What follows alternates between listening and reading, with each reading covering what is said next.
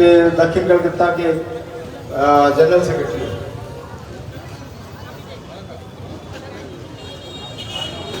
अस्सलाम वालेकुम, नमस्कार।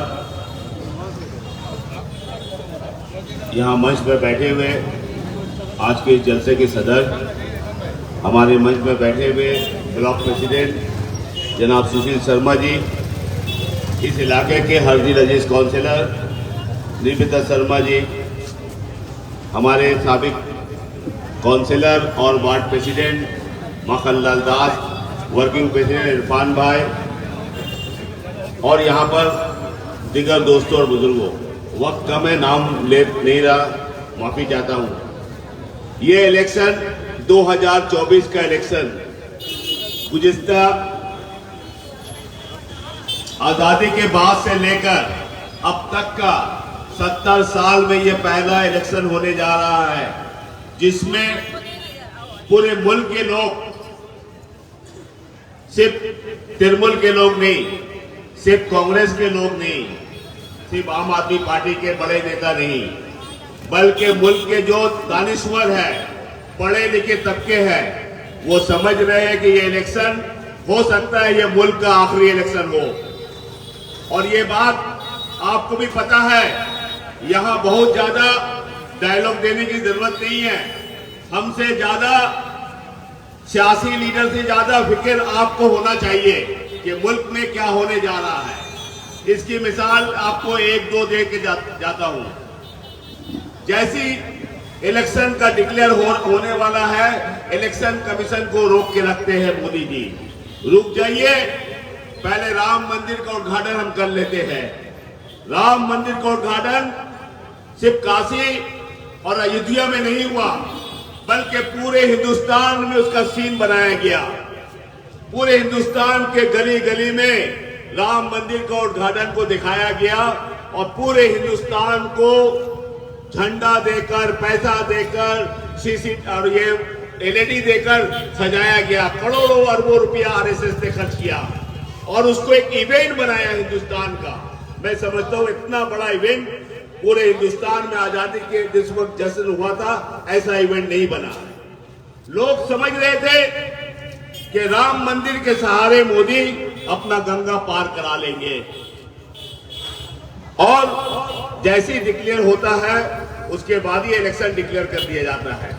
लोग समझ रहे थे, तमाम अपोजिशन पार्टी बिखरी हुई थी और समझ में नहीं आ रहा था कि मुल्क में क्या होगा।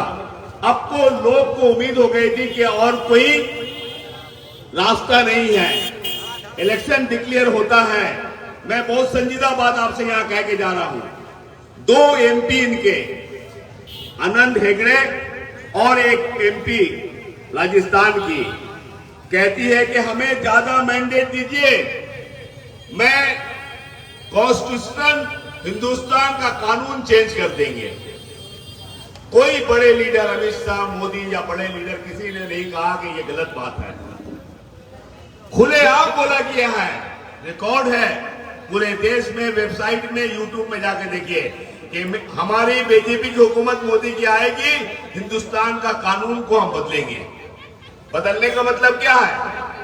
ये जो वोट दे रहे हैं, वोटिंग राइट खत्म हो जाएगी। ये राइट का मतलब क्या है पता है? ये राइट का मतलब जो हक है, आप चले जाइए श्रीलंका में, रोहिंग्या मुसलमान से पूछिए, वहां पर उनकी वोटिंग राइट खत्म हो गई है। अब उनका कोई अस्तित्व नहीं है, उनका घर बार कारोबार उसका अपना नहीं रह सकता, बैंक अकाउंट नहीं खोल सकते, राशन कार्ड नहीं बना सकते। एक मुल्क में एक अलग हवा चली है। लेकिन जैसी पहले इलेक्शन होती है मुल्क में, जिस राम मंदिर के नाम से ये वोट मांग रहे थे, उसका असर क्या हुआ कि दलित भाई, मुल्क में जो शेड्यूल्ड कास्ट, शेड्यूल्ड ट्राइब है, उनको ये एहसास हो गया कि अगर मुल्क का कानून चेंज होगा, सिर्फ मुसलमान ही नहीं डरा। कल ममता बनर्जी ने कहा है, मैं उसके बाद में आ रहा हूं, सिर्फ मुसलमान को डर नहीं लगा कि कानून चेंज होगा, उन्हें डर लगा कि मुझे तो हिंदू हिंदू बोल रहा है, लेकिन कानून चेंज होगा, मेरा जो शेड्यूल्ड कास्ट में जो नौकरी का, तालीम का जो परिमाण है, हमको जो रिजर्वेशन मिलता है, वो खत्म हो जाएगा। इन्होंने मायावती को कमजोर कर कर दलित वोट को 50% अपने हक में बना लिया था। पहला फेस में इनका आरएसएस और इनके तमाम लोग जो है एक रिपोर्ट मोदी जी को देते हैं कि ये रिपोर्ट आपका खिलाफ में जा रहा है और दलित, आदिवासी, शेड्यूल कास्ट आपको वोट नहीं दिए हैं। बस इनका सर घुल गया। ये क्या हो गया? इन्होंने उस वक्त स्लोगन लगाया था 400 पार, 400 पार। अभी कहीं देखे आप 400 पार? अब तो 200 आना मुश्किल हो रहा है। तो वो अब नैरेटिव घुमा दिया पूरा मुल्क का।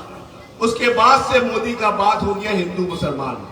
आपको लोगों ने वोट दिया था काम के बिना पर, मुल्क को तरक्की देने के बिना पर, 370 हटाने के लिए नहीं, 3 तलाक के लिए नहीं, मुल्क में खुशहाली लाने के लिए, इंडस्ट्री को कायम करने के लिए, बेकारी को खत्म करने के लिए।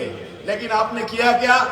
आपने राम मंदिर बना दिया। राम मंदिर तो पुरोहित का काम है, मस्जिद बनाना इमाम मुअज्जिन का काम है।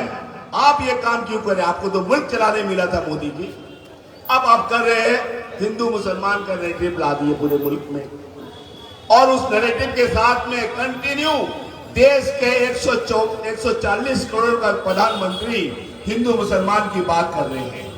पूरे दुनिया देख रही है कि मुल्क में एक बड़ा जमहूरी निजाम का इलेक्शन हो रहा है, देश का प्रधानमंत्री हिंदू मुसलमान कर रहा है और इस तरह से बात कह रहा है कि लगता है कि ये एक तबका के खिलाफ में है। लेकिन आपको दूसरा फेज में इनका और हवा खराब हो गया, तीसरा फेज में और अब ये नया नैरेटिव ला रहे हैं। अब क्या लाए? सीए लाएंगे, माने जो एनआरसी सीए था वो कानून लाएंगे। अब वो हिंदू वोट को एक तरफ करने के लिए जोरदार बात नहीं है, कोई काम की बात नहीं है। सीए लाएंगे, अरे भाई इलेक्शन के बाद लाइए ना, कौन मना कर रहा? लेकिन आपको वो वोट चाहिए हिंदुओं का 80% का वोट। लेकिन आपको पता नहीं है 50% उसमें से कट गया आपका वोट। जो शेड्यूल कास्ट, शेड्यूल ट्राइब के भाई वो समझ रहा था कि मेरा हक मारा जाए, उसको वोट देने से कानून बदल दिया जाएगा, हमारा हक खत्म हो जाएगा। वो आज से खत्म हो रहा। कल अमित शाह ने एक मीटिंग में कहने लग गए कि हमारी हुकूमत आएगी तो हम यूसीसी लाएंगे, यूनिफॉर्म सिविल लॉ। क्या है वो? एक तरह से मुल्क में मजहबी काम होगा, शादी एक होगा, जिस तरह हिंदुओं का शादी होता है वो एक शादी होगा, जायदाद में एक तरह का हिस्सेदारी होगा, और तमाम जो मजहबी काम है वो नैरेटिव जो बीजेपी बनाएंगे उसको मुसलमान को भी करना पड़ेगा और तमाम जाति को करना पड़ेगा। मैं कल एक नेशनल डिबेट में बैठा हुआ था और ममता बनर्जी वो बाप की बेटी है, उन्होंने उसी वक्त काउंटर किया कि ये सिर्फ 20% को नहीं बल्कि 80% को टारगेट कर रहे हैं, आप तमाम होशियार रहिए।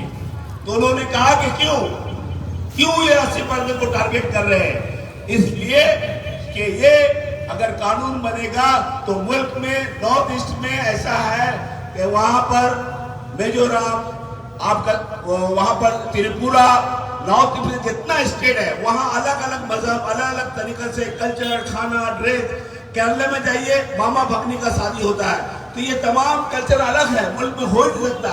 तो ये मुसलमान के लिए फिक्र की बात नहीं है, ये दूसरों की भी फिक्र की बात है। तो ये नैरेटिव अब चेंज हो गया। ममता बनर्जी फिर से लाके कह रही है कि हम लोग सब मिलकर रोकेंगे इस बात को। मैं आखिरी में एक बात, मुकर्रर बहुत है और बहुत संजीदा इलेक्शन है, मुल्क के दानिश्वर, उलमा कराम तमाम फिक्र कर रहे हैं, आपको भी फिक्र से जाना होगा मजबूती के साथ। यहाँ पर मैं एक बात बोल के अपनी बात खत्म करूंगा कि गुज़िश्ता 2019 में जो बीजेपी का बढ़ावा हुआ 19 सीट, उसमें सबसे बड़ा हाथ ये बाया मुहाज सीपीएम का था। इन्होंने बाम और राम मने बीजेपी और बाम मने बाम पड़ा, दोनों मिलके तृणमूल को हराने के लिए 18 सीट बना दिया उसका।